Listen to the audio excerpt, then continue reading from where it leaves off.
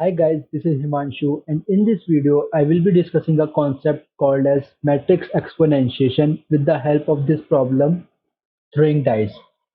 And at the end of the video I will show you how you can apply this technique in other problems as well. So let's start with the problem first. Now before starting I will recommend you to try and solve this problem yourself. Now the problem says how can we get a sum n by throwing a dice. Suppose for 2 you can get 2 by in the following ways. So these are the two ways with which you can get 2, and for 3, or you can get 2 in the first row and then 1, or you can get 1 in every throw. So there are 2 ways to get 2 and 4 ways to get 3 and so on. So how can we solve this problem? So basically, if you are following this channel, you might come up with a DP solution very easily, and that solution will be something like this. For calculating DPI, we can get either 1, 2, 3, 4, or 5 or 6 in the current move. So the answer will be sum of DPI minus 1 and DPI minus 2 until DPI minus 6. So basically to calculate the number of ways to get I, we can get 1 in this move. So we can calculate the number of ways to get I minus 1. Similarly, we can get 2 and calculate number of ways to get I minus 2. If you didn't understand how I came up with this DP state and state change, I recommend you to watch the previous videos where you can get the basic idea of DP. Now with DP, we can calculate the answer with a simple O of n loop. As you can see, n is up to 10 to the power 18. So this approach wouldn't work. So now let's see how can we further optimize this solution. So we will be using the concept of matrix exponentiation here. Basically, matrix is a very beautiful concept. It is used almost everywhere: machine learning, image processing, algebra, and even in CP. So let's see how can we optimize this approach. So the solution that we came up with was something like this.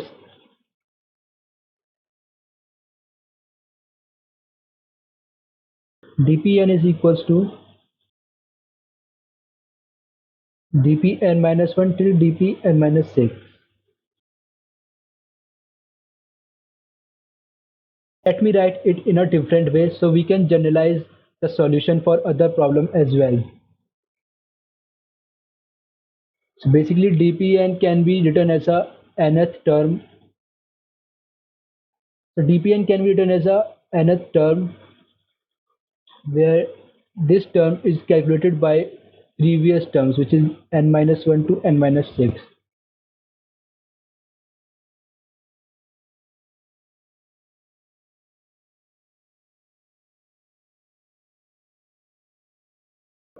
Till n minus 6.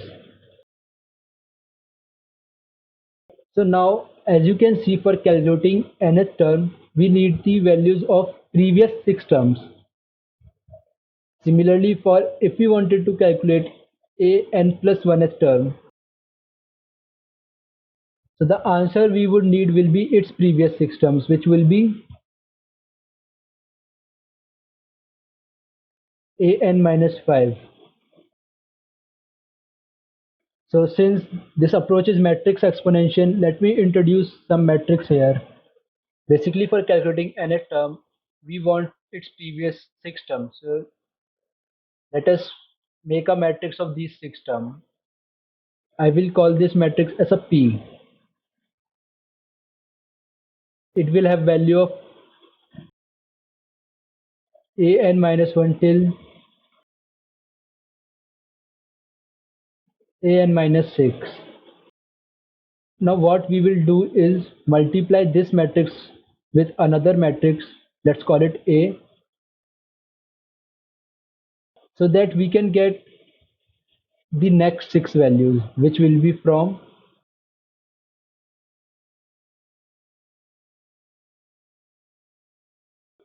A of n to A of n minus 5. This will become our P new. Now this matrix A should be such a way that if you want to calculate another six terms, you can simply multiply P new by A again. So which will be A into, now this P new is already A into P, so this will be A square P. And similarly, if you wanted to calculate another six term, you can calculate A cube P. So this is the basic idea of matrix exponentiation. Now first let us see what will be the A matrix for this question. Now the size of P is 6 cross 1, and the size of result should also be 6 cross 1. And if you know the property of matrix multiplication, the size of matrix should be 6 cross 6. So these two columns value should be same, and the answer will be row of A into column of P. So let us see what will be this 6 cross 6 matrix.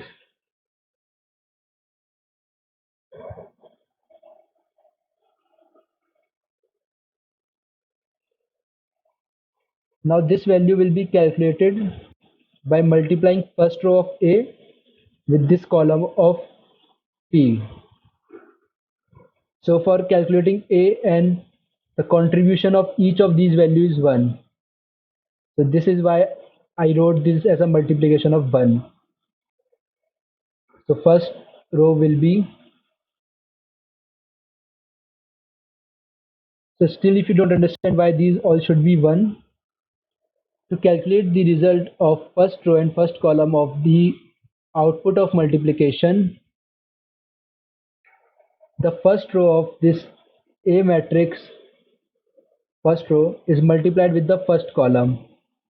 So here and all the values are summed. So here we will get A into n minus 1 into 1, that is this thing, plus 1 into an minus 2 plus 1 into an minus 3 till 1 into an minus 6. So that is basically this same thing, which will be an. Now what will be the value of second row and first column in the result of multiplication? It should be an minus 1. What should be the value in this row which get multiplied by all these columns, and we get an minus 1 here? So try to guess it. So basically we want an minus 1. I will write 1 here, and the contribution of all will be 0.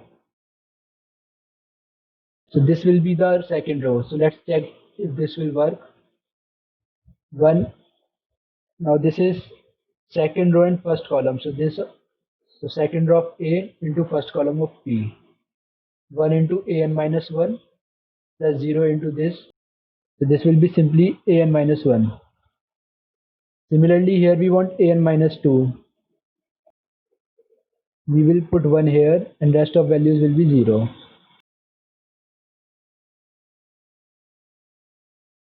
Now we have calculated an minus 2. Now fourth row we need an minus 3. So an minus 3 will be the third value in this column. So we will simply put 1 here. Similarly for next row and for the last row. Now this will be the matrix A. Now if you are still unclear why and how I chose this matrix A, we will be solving some more example at the end of the video. So now Now we have the matrix A, but what will be the matrix P? So as we have seen, we need 6 previous values. So initially we can get the value of 1 to 6. Now you can calculate it by hand or using this. Now you can calculate it by hand or using this DP approach. So I have already calculated all the values from 1 to 6 using this DP approach. So these came out to be, these are the values which I calculated writing a simple recursion. This is the answer for n equals to 1. This is for 2 and up till 6. So these are the first 6 values. Now let's look at this question. So simply we are given n and we have to print the answer. So now you have 6 initial values. So if n is less than equals to 6, you can simply print the answer. Otherwise, we can subtract 6 from n, then calculate a raised to power r, and then finally multiply it by p to get the, and then print the value to get the answers. For example, suppose if we want to calculate the value of a7, that is the number of ways to get 7 by throwing a dice. So our r will be 7 minus 6 1. We will calculate simply a raised to power 1, which will be this simple a, and then multiply it by p, or we do not need to multiply it by p even. We can simply multiply this first row and first column because we only want this value. So basically this will be the sum of all these values, which will come out to be 3 plus 4 7 plus 8 15 plus 6 31 and 32, which will be 63, and which is indeed the correct answer. I have checked it by recursion too. Now similarly for 8, we can perform a square, multiply a by a, then multiply the first row with this value, and the answer will be 125.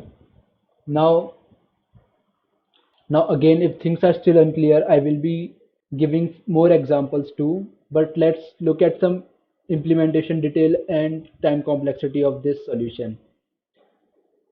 So suppose if we have a function which returns the multiplication of two matrices. Suppose this function returns the multiplication of matrix A and B. Now time complexity of multiplication is of the order cube of the dimension of the matrix. So it is 6 by 6. So time complexity of multiplication will be 6 cube. Now for calculating power, we can use the logarithmic approach to calculate power. So final time complexity will be O of 6 cube for matrix multiplication and log of n for power calculation. Now you can see with this time complexity we can easily pass the. Now I will recommend you to try and implement this question yourself, and if you are unable to implement it, you can watch my next video where I will implement the solution. Now let's look at some other example of matrix exponentiation. For calculating nth term, we can come up with matrices like this. Its first row will contain all the coefficients. It should be x here, and other rows will have a single one, and their position will be diagonally starting from here. So this is the generalization for this kind of problems, and your p will be initial x values a n minus 1 till Now for calculating nth term, we can calculate the power of a and then multiply it by p. So now let's look at some examples. Suppose we are given a and something like this.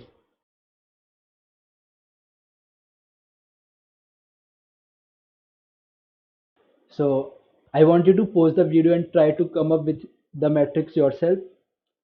So let's see what we can do. We have a n and it is dependent on its previous three terms, and the second term, its previous second term is not visible because its coefficient is 0. So the A matrix will be simply 5, sorry, it will be 0, coefficient of second term, and 6, and next row value will be 1, and your P matrix will be something like this: A0, A1, and A2. Now simply A3 will be 5 into A2 plus 6 into A0, which is basically this. I don't want you to just learn this, but understand it rather, because then some modification will confuse you. So now let's look at a modification. What if we are given something like this? And one thing to remember, relation might not be given directly into the question. You might have to come up with the relation yourself, like we came while solving this problem. So just remember this. Now again I want you to pause the video here and try to come the solution with yourself. Here this approach won't work. So I hope you tried. Let's see how can we make the matrix A. So we can see we need to multiply 6 with the second term. So first calculate the matrix P. Here we have an minus 1, and here we have an minus 2. So the first row of matrix will be something like 5 here, 6 here. But how to incorporate 7? So what we can do something like this. We can put a 1 here and 7 here. So you can see our answer will be 5 into an minus 1, 6 into an minus 2 plus 7. And what will be the next row values? If you are thinking we will simply do something like this, then you are wrong. At first row we will get an from this and this multiplication, and for the second row of output we need an minus 1, so 1 0 0. But at the last row of output we need 1, not an minus 2. So this will be something like this. Now again we can calculate the power of this matrix to solve this problem. Now if you have tried this problem yourself and came up with a solution a little bit different than this, like you might have put 7 here and 1 here. So this is also fine. As you can see, 5 into an minus 1, 6 into an minus 2, and plus 7. Now just a basic tip, what I do to come up with these matrices is first I calculate this P matrix and then calculate what I want in the output, and then move on to calculate this A matrix. So let us look at a few more examples. Now instead of a single recursion, we have two recursion which are dependent. That is something like this. How can we come up with matrices ourselves? So as I told you, what I do is first I see what are the values we can have. That is, first I calculate P matrix. So value which I can have is, which I need is an minus 1, bn minus 1. I also need bn minus 2. Now I hope these values will be enough. If not, we will see. Now what should be the output of this, which can be used to calculate the next matrix?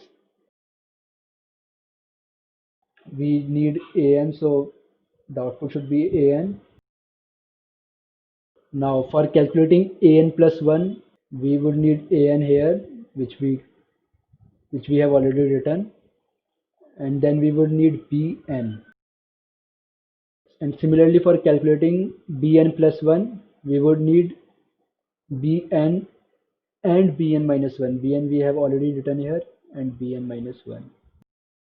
Now finally we can calculate matrix A. Again I would recommend you to first pause the video and try yourself. So for an we want 2 times an minus 1 and 3 times bn minus 1. No contribution of bn minus 2, so this will be 0. And for bn we want bn minus 1 1 times. Sorry, this will be an minus 1. This row and this column. So this should be 0. bn minus 1 should be 1 times. And for bn we need 2 times bn minus 2. Now bn minus 1 we can get simply from this. And here are the metrics which you need to solve this problem. Now after this I would recommend you to try this dice problem and one another problem yourself. So that another problem is this Fibonacci numbers. Now again graph paths 1 is also one of the application of matrix exponentiation, but it requires a slightly different approach. So I will be creating another video on graph paths 1, this problem. Now these are the most common examples which you might find in CP, and you might encounter with some other examples too. So I hope after this video you will be able to solve them. And again I would recommend you to try Fibonacci and graph paths. And if you are not able to solve graph paths, check out my next video. Till then, code hard.